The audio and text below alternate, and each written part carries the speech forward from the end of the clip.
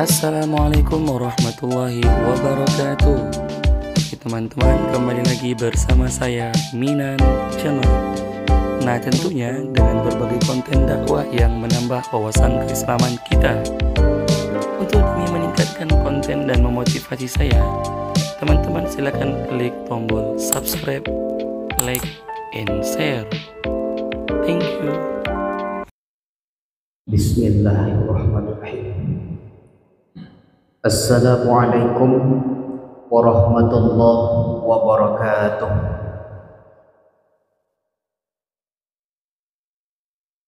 Alhamdulillahillazi la amanu kutiba alaikumus siyam kama kutiba alal ladzina min qablikum la'allakum tattaqun. Asyhadu an la ilaha illallah wa asyhadu anna Muhammadar Rasulullah.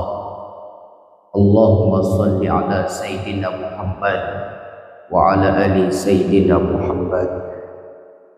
Apa ba'd. Yang saya hormati dan yang saya muliakan, bapak-bapak, ibu-ibu yang telah hadir pada siang hari ini. Bersyukur kita kepada Allah dengan ucapan Alhamdulillahi Rabbil Alamin. Berselawat kita kepada junjungan alam Nabi besar Muhammad Sallallahu Alaihi Wasallam. Untayam salawat Allahumma salli ala Sayyidina Muhammad wa ala ali Sayyidina Muhammad. Assalamu alayka ya Rasulullah. Jamaah Bapak Ibu fardu zuhur yang dirahmati Allah Subhanahu wa taala. Bagi siapa-siapa yang melaksanakan ibadah puasa di bulan Ramadan, maka dalam hal ini kata Nabi sallallahu alaihi wasallam, hadis yang diriwayatkan oleh Imam Muslim, Imam Nasa'i, Ad-Darimi dan Al-Baihaqi. Kata Rasulullah sallallahu alaihi wasallam, kullu amalin ibnu Adam, setiap amal yang diperbuat oleh anak cucu Adam, kata Nabi, di bulan puasa Ramadan ini, yudha'afu, maka Allah akan lipat gandakan pahala bagi orang-orang yang berpuasa. Al-hasanatu, satu kebaikan yang dibuat, satu kebaikan yang diperbuat di bulan Ramadan ini, asara amsalihha, maka Allah lipat gandakan menjadi 10 kali lipat. Ila sab'i mi'atihi di'fin, sampai kepada 700 kali.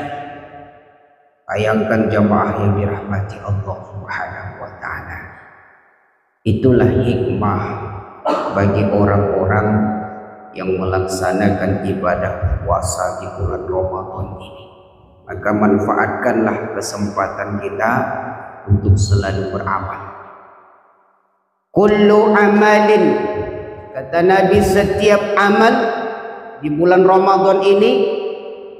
Lalu amal-amal apa saja yang akan kita laksanakan di bulan Ramadan? Maka amal itu terbahagi menjadi 2. Namanya yang pertama yaitu adalah amal ibadah. Amal ibadah itu adalah sesuatu amal yang kita kerjakan yang bermanfaat bagi diri kita sendiri. Itu amal ibadah. Apa contoh? Contohnya adalah kita berzikir, zikrullah, bertasbih, bertahmid, tahlil, takbir, subhanallah, walhamdulillah, wa la ilaha illallah wallahu akbar. Itu adalah amal ibadah. Yang kedua adalah kita baca Quran. Apalagi di bulan Ramadan ini, bukankah Nabi sudah katakan jamaah rahimakumullah, tak banyak kita baca, cuman yang ada di dalam Al-Quran itu huruf hijaiyah adalah 29 atau 30. Tapi lantaran 30 juz Al-Quran itu, maka saking bertambah banyak pahala bagi orang yang membaca. Satu huruf 10 nilai pahala.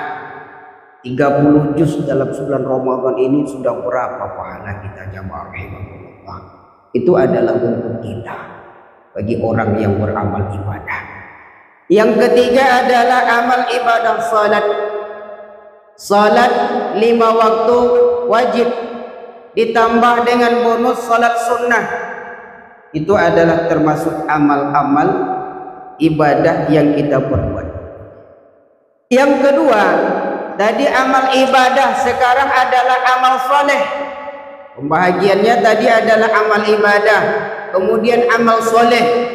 Amal soleh ini apa contohnya jamaah rahimakumullah?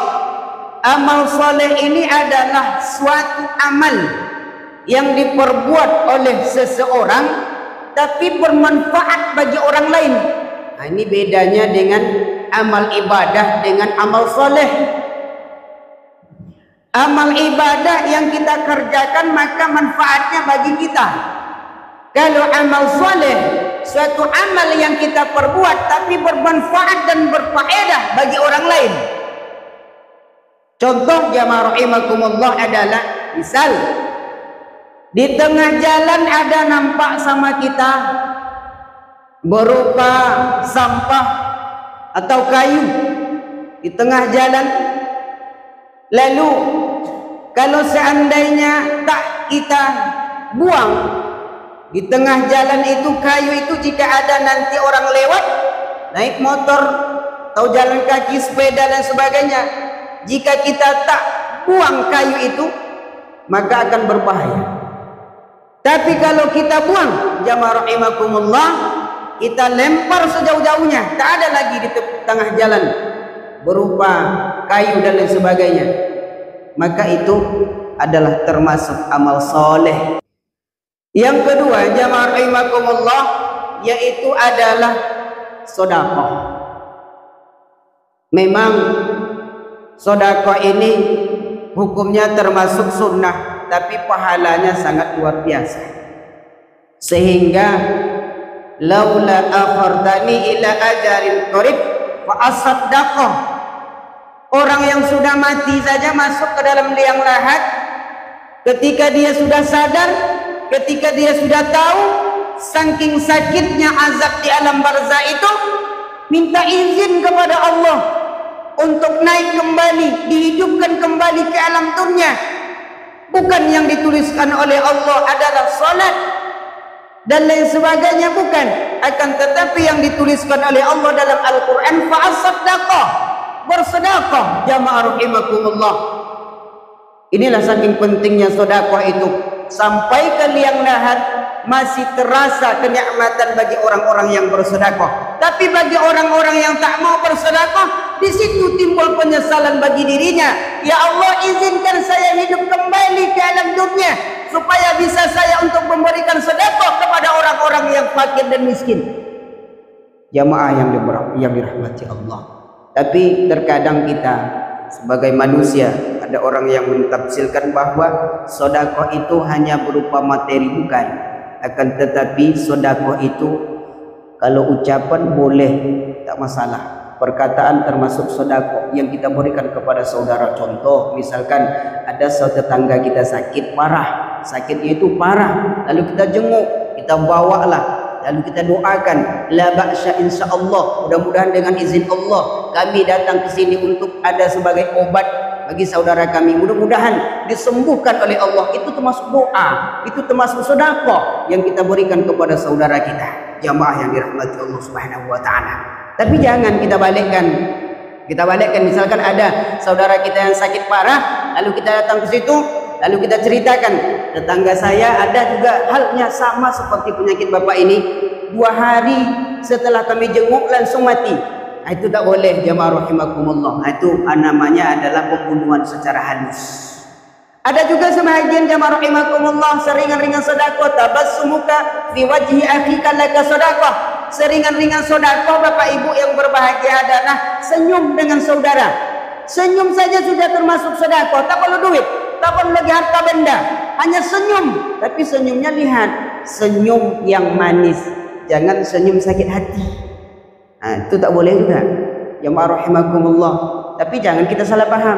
Kata ustaz tuh, nanti kalau kita tersenyum lalu termasuk sedekah. Selesai kita sholat zuhur ini, pulang kita ke rumah lalu senyum nanti di tengah jalan. Itu bukan sedekah lagi.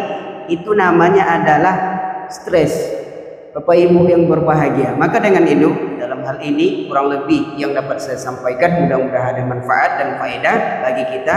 Wabillahi taufiq wal hidayah. Assalamualaikum warahmatullahi wabarakatuh.